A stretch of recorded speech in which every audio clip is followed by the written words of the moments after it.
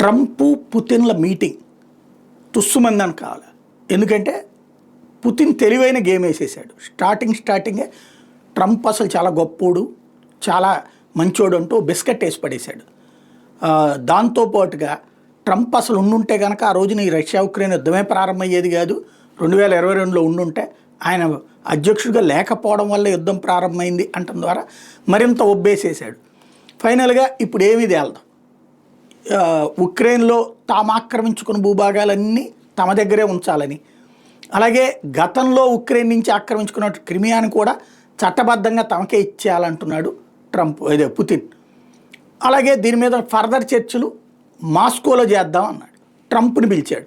తద్వారా ఇటు అమెరికా ఏం చెప్పింది అంటే డొనెట్స్క్ ప్రాంతం, అంటే రష్యన్స్ ఎక్కువగా ఉండే డొనెట్స్క్, లుహాన్స్క్, జపోరిజియా, ఖెర్సన్లో రష్యన్స్ ఎక్కువగా ఉండే ప్రాంతాలు 50 నుండి 60% ఉన్నాయి. అవి మీరు తీసేసుకుని మిగతాది ఉక్రెయినియన్స్ ఎక్కువగా ఉండేటటువంటి 40% వాళ్ళకి ఇచ్చేయండి అనేటటువంటి ఒక ప్రపోజల్ పెట్టింది అన్నటువంటిది వినబడుతున్నటువంటి మాట.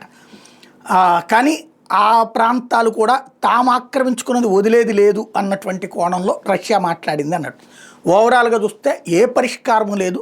కానీ ప్రయత్నిస్తున్నటువంటి శాంతిదూతగా ట్రంప్ యొక్క తలతెక్కతనాన్ని పొగడ్తలతో ముంచెత్తి తను అంతకు మించి గొడవ పెట్టుకోకుండా, అంటే మళ్ళీ టారిఫ్లు ఈ రచ్చ లేకుండా స్ట్రాటజిక్గా